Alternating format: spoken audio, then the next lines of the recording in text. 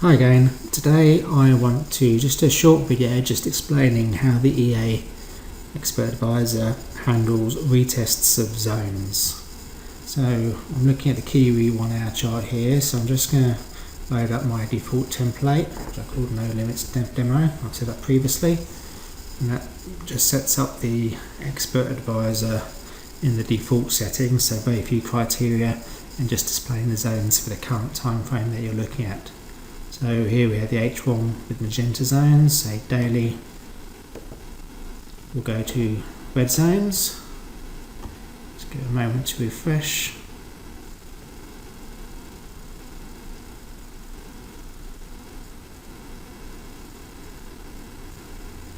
There we go. And if we click up, we have blue for the weekly zones and so on. So we go back to the 1 hour zones for the time being. You can see that we've got a letter and a number next to each zone. The letter is either S for supply, or we look underneath price, D for demand. The number represents the number of retests that it's considered to have seen.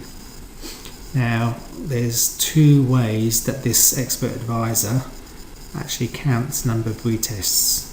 The first is by looking at every time price leaves and comes back to the zone. The second one relies on price moving away from the zone and actually changing trend in order to come back to the zone. Now trend I will define later on, but we actually have two different types of trend. We have the TDL trend, which is really the very short term immediate trend, and we have a longer term trend, which is the wave-like trend that most textbooks talk about.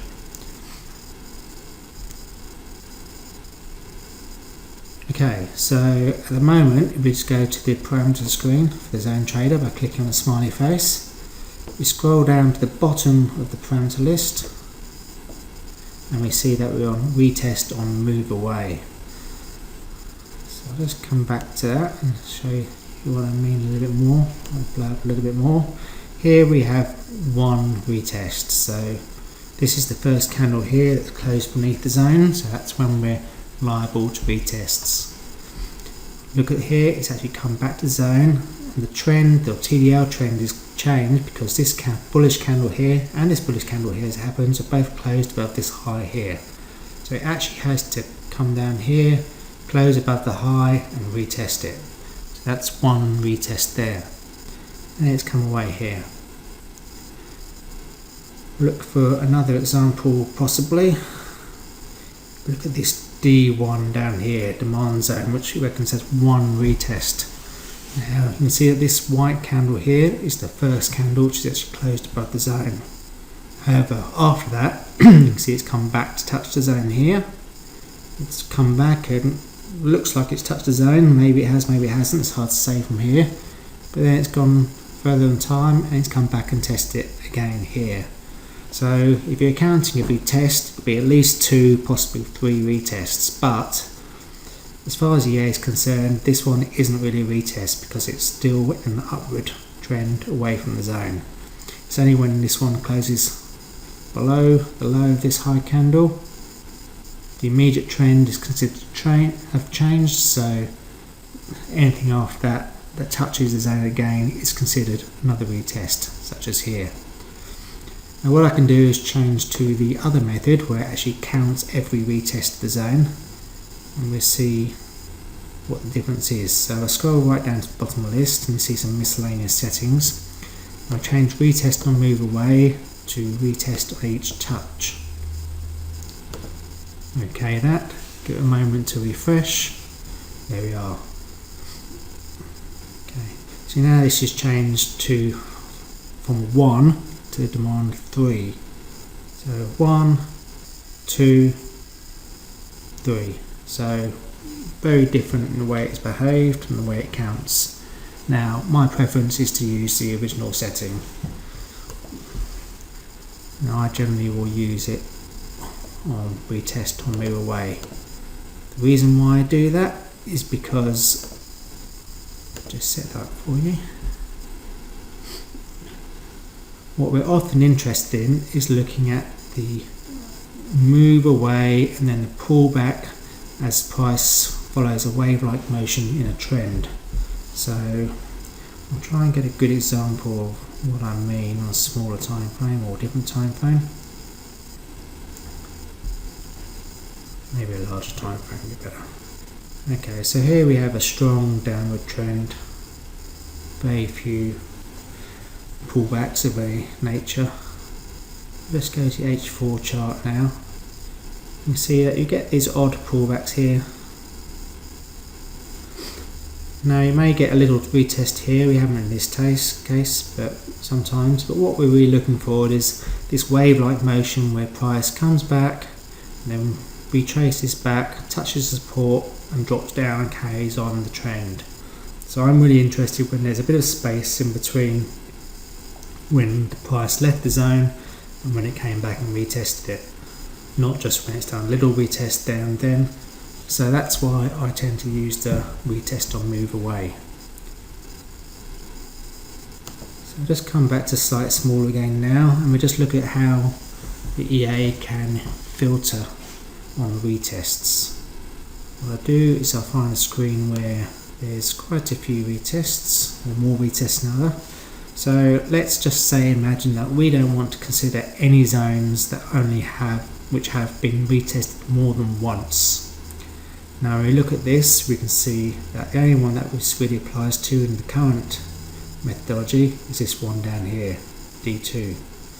So we watch that zone carefully. So retest maximum allowed. We're just going to set that to 1. I'll say OK. We would expect this bottom zone to disappear. Let refresh, there it goes. Let's say now that we're going to be much more strict, and we're going to say we don't want to allow any retests of the zone, or the zone becomes invalid if it's been retested any times. So go back to the parameters, and this time maximum allowed is going to be 0. Okay, on that, and we should see this one disappear and this one disappear. And there you go. So now the only zones we have are the ones that end in 0. These are the ones which haven't been retested. This one's come very close, but it hasn't quite got there, which could be because there's a lot of supply at that zone, so there's a lot of competition by the institutions to have their orders filled. Now we'll just touch on another parameter that relates to zones, retests of zones, which I won't demonstrate here, but just so that you're aware of it. There's actually 2 retest counts that we have. We have this one here, retest maximum allowed, which I've just shown you. If we come a little bit further down, we have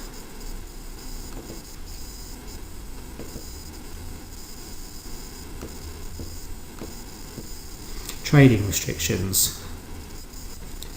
And if we look here, we have, let's find it, scroll down a little more, maximum retests allowed to trade. Now the difference between these two is one applies to what you actually see on the chart, and one applies to whether the expert advisor can trade against those zones when you put it into auto trading mode. So let me change the retest count method to get some bigger numbers. Retest on each touch.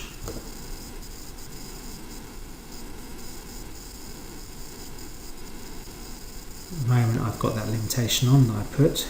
Maximum retest now, so I'll make that 99. It's a very big figure. And all these other zones should come back. We've got an S2 there, a couple of 3s there, and the rest are 0 on this particular chart.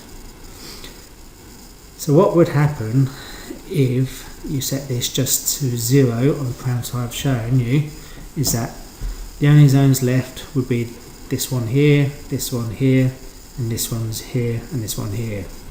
Now just supposing that, take this bottom one here, price comes back, touches it, and then leaves again. As it comes back, that retest count is going to increase, and what this would normally mean, potentially, if your parameter that I've shown you is set to 0, is this zone will no longer be shown on the chart. You also wouldn't be able to trade against it, but you may already have placed an order on that first retest. I found that it's quite frustrating when you have an order but you can't actually see the zone on the chart that was used to place that order.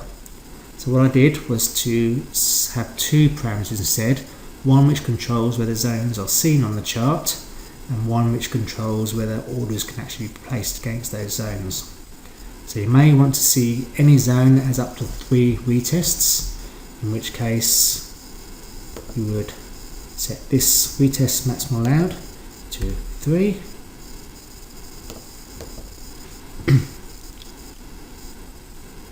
Okay, none of these are more than 3, so they're all still there.